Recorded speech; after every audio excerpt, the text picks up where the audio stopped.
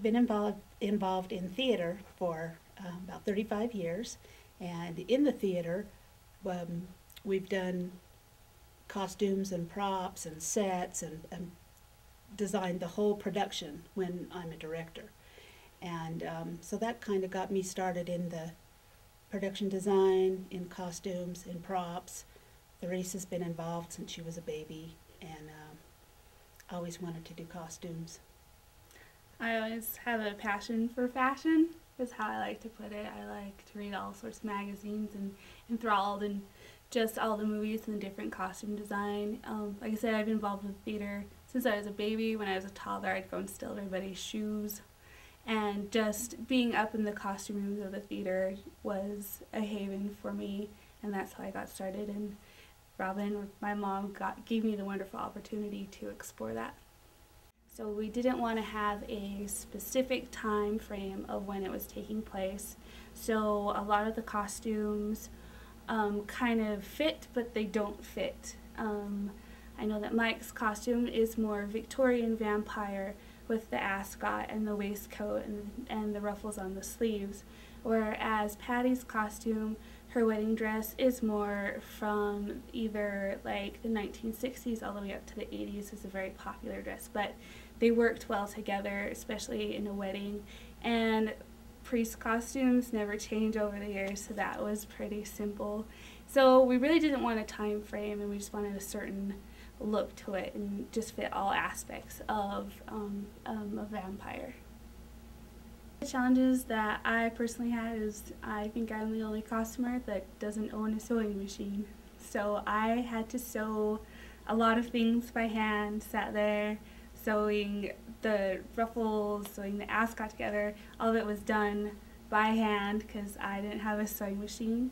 I did a lot of work researching in the library on different time periods of what we wanted. I watched, which I'm really not complaining, a lot of vampire movies to see what they looked like, and how we couldn't find the exact shirt that we wanted within our price range, so that's why I had to end up making a different ascot, along with, we wanted it to be red and different, and we actually got the material for that. It's actually made out of a table runner that we got at Dollar Tree, and the ruffles on his shirt is actually lace, and I actually went and got a doily, an actual doily, and sewed it on there.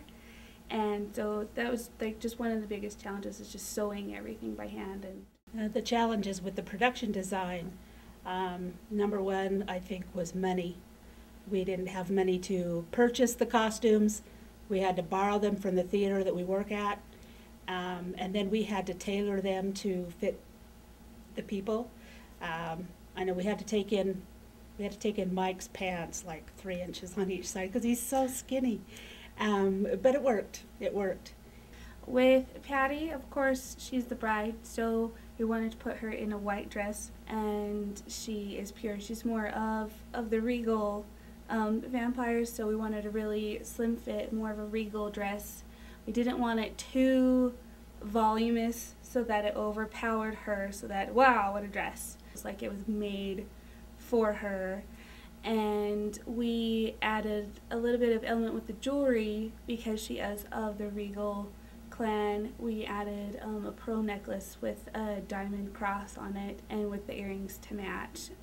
With the bouquet, of course, it was red and black, signifying the red, but also the gold, that's their wedding colors, and the silver in the leaves also tied in the necklace and pulled everything together to make it look put together.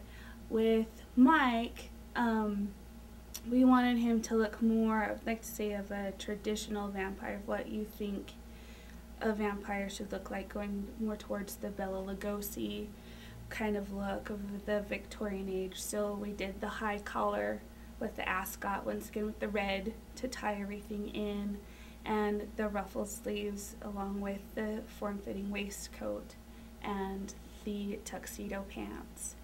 And everything just tied in together with him. You look at him in real life and you think he's a vampire. So he was pretty easy to do.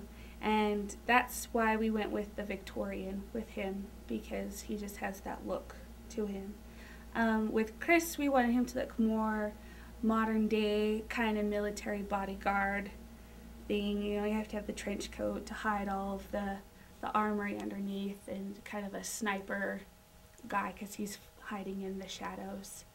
And once again, he's one of those that just fit the look, so he was also easy to costume with the trench coat and everything like that. And as I said before, a priest is a priest.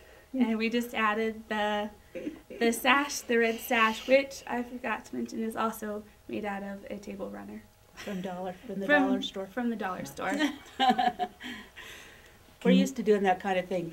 In the theater, you know, you have no money, so it's whatever you can find and make. And that's what it is. The outcome and the look of the Union turned out so much better than I had ever thought it would. From the location to the costumes and the props and everything, just makes it seem like a big budget movie. It really turned out wonderful. The makeup, we were so lucky to be able to have Sean come and do the makeup because it was just awesome. And it turned out like a big budget movie.